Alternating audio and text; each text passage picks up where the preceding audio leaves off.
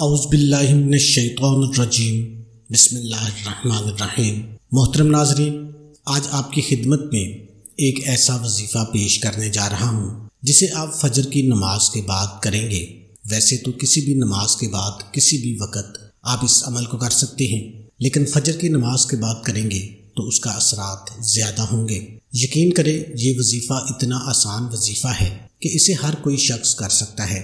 یہ سورہ اخلاص کا وظیفہ ہے جو کہ ہر مسلمان بہن بھائی کو زبانی یاد ہوتی ہے۔ قرآن حکیم کی مختصر ترین صورتوں میں سے ایک ہے۔ ایسی کوئی مسلمان بہن یا بھائی نہیں ہے جس کو سورہ اخلاص نہ آتی ہو۔ نماز میں سورہ فاتحہ کے بعد سب سے زیادہ پڑھی جانے والی جو سورہ مبارکہ ہے وہ بھی سورہ اخلاص ہے۔ سورہ اخلاص کو ایک بہت بڑا درجہ حاصل ہے۔ آج آپ کو ایسا وظیفہ بتائیں گے۔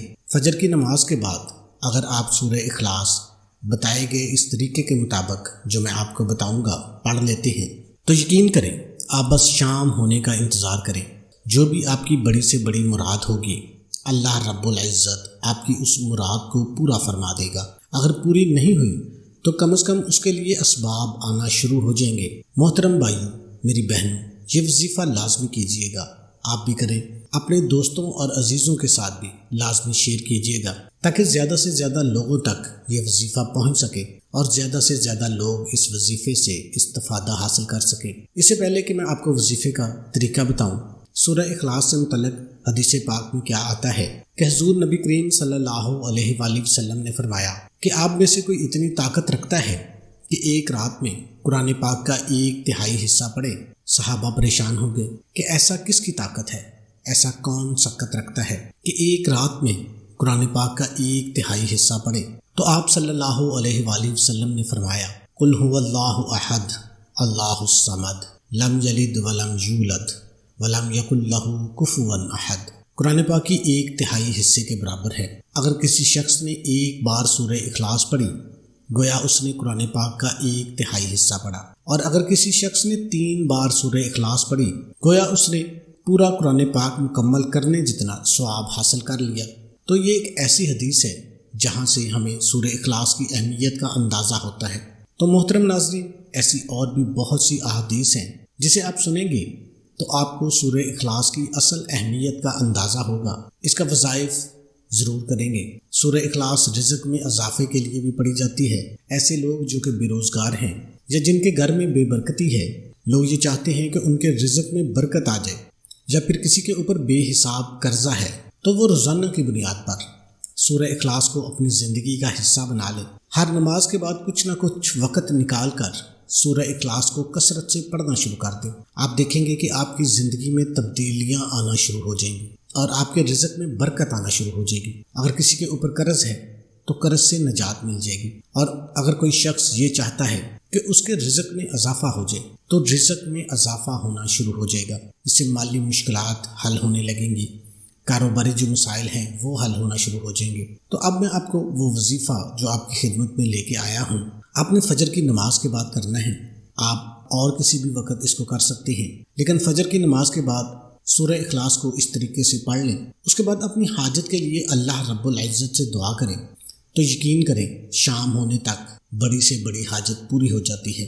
اگر حاجت پوری نہ بھی ہو تو اس کے اسباب پیدا ہونا شروع ہو جاتے ہیں۔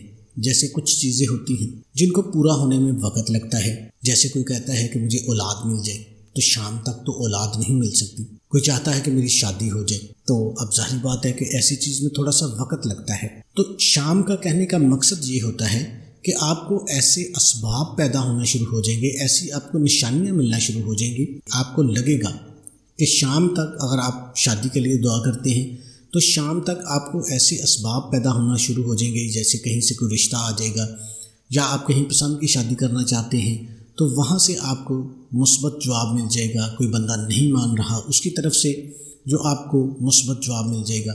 تو آپ نے یہ وظیفہ اپنی زندگی میں ایک بار ضرور آزما لینا ہے۔ تو آپ نے یہ وظیفہ کیسے کرنا ہے، اس کی ترتیب آپ ذرا اچھے طریقے سے سمجھ لیں۔ جب آپ نے فجر کی نماز پڑھ لینی ہے، فجر کی نماز پڑھ کے آپ نے اسی جگہ پہ بیٹھ جانا ہے، چاہے آپ گھر میں نماز ادا کر رہے ہیں، چاہے مسجد میں آپ نماز ادا کر رہے ہیں۔ آپ نے بیٹھ کے 3 بار اعوذ باللہ من الشیطان الرجیم بسم اللہ الرحمن الرحیم مکمل پڑھ لینی ہے۔ دونوں کو ملا کر پڑھنا ہے اور 3 مرتبہ پڑھنا ہے۔ اس کے بعد آپ نے درود شریف پڑھ لینا ہے۔ اللہم صلی علی محمد وعلی آل محمد کما صلیت علی ابراہیم وعلی آل ابراہیم انک حمید مجید۔ اللہم بارک علی محمد وعلی آل محمد کما بارکت علی ابراہیم وعلی آل ابراہیم انک حمید مجید۔ درود شریف آپ نے 3 مرتبہ پڑھنا ہے۔ آپ درود ابراہیمی کے علاوہ بھی کوئی بھی درود پڑھ سکتے ہیں۔ چھوٹے سے چھوٹا درود صلی اللہ علیہ وآلہ وسلم پڑھ سکتے ہیں۔ آپ نے اپنی انگلیوں پر سورہ اخلاص پڑھنی شروع کر دینی ہے۔ اگر تسبیح ہے تو تسبیح پہ پڑھ لیں، اگر دل میں شمار کرنا چاہتے ہیں تو دل میں شمار کر لیں۔ آپ نے ٹوٹل 21 بار اس کو پڑھنا ہے اور ہر دفعہ بسم اللہ الرحمن الرحیم پڑھنی ہے۔ آپ نے پہلے بسم اللہ پڑھنی ہے، اس کے بعد سورہ اخلاص پڑھنی ہے۔ 2-3 منٹ کا وقفہ ڈالنا ہے، جیسے بندہ مراقبے میں چلا جاتا ہے۔ مراقبے میں جا کے آپ نے اپنی حاجت کے بارے میں سوچنا ہے۔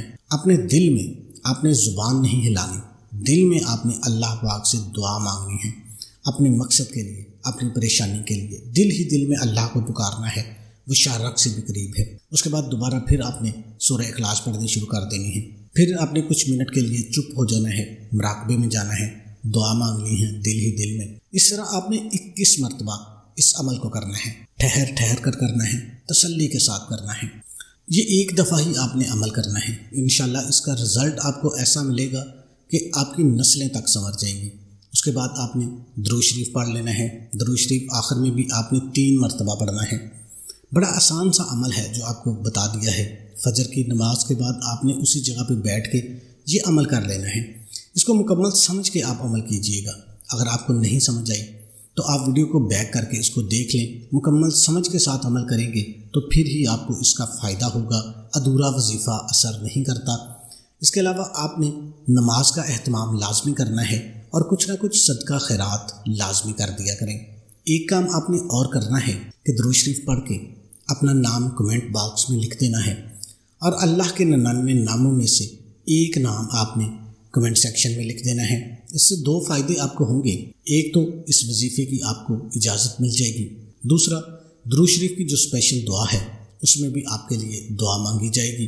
ایک بات کا اور آپ نے خیال رکھنا ہے، اس وظیفے کو آپ نے اچھے مقصد کے لیے، جائز مقصد کے لیے ہی کرنا ہے۔ کسی کے بیچ نفرت پیدا کرنا، کسی کے بیچ نا اتفاقی پیدا کرنا یا کسی ناجائز مقصد کے لیے آپ اس عمل کو نہ کریں، نہیں تو نقصان ہوگا اور نقصان کے ذمہ دار آپ خود ہوں گے۔ یہ ایسا پاورفل عمل ہے، آپ جائز مقصد کے لیے کریں گے، صرف ایک دفعہ ہی کرنے کی دیر ہے، دوبارہ آپ کو یہ وظیفہ کرنے کی ضرورت نہیں پڑے گی۔ اللہ آپ کا حامی و ناصر ہو۔ السلام علیکم ورحمۃ اللہ۔